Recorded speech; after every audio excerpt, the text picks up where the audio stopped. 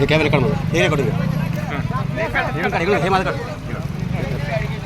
इकडे माझ्याकडे, इकडे माझ्याकडे बघ, इकडे फक्त राहू चालू आहे.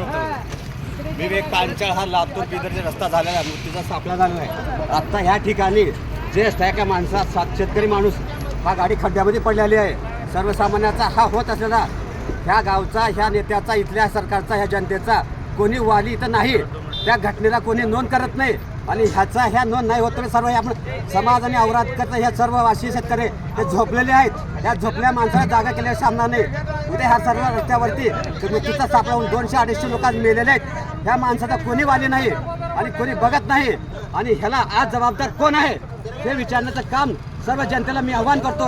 विवेक नागमूर्ती पांचाळ हे औराद जनतेतून, निलंग्या तालुक्यातून, लातूर जिल्ह्यातून, औरादच्या शहरातून सर्व जनतेला आव्हान करतो, सरकारला आव्हान करतो.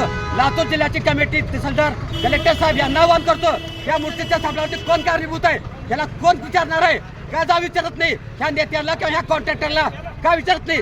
आज नाही विचारले. मी उद्याच्याला ह्या आचारसंहितेनंतर ह्या ठिकाणी जन आक्रोश आंदोलन करणार आणि हा रस्ता ताबडतोब 1 महिन्याच्या मध्ये हा खड्डा नाही झाला तर ह्याचा जबाब सरकारला आणि जनतेला, ह्या औरादकरांना, ह्या तालुक्याला, निलंग्याला, सर्व जबाबदाऱ्याला ह्या विचारण्याचे थांबलं पाहिजे.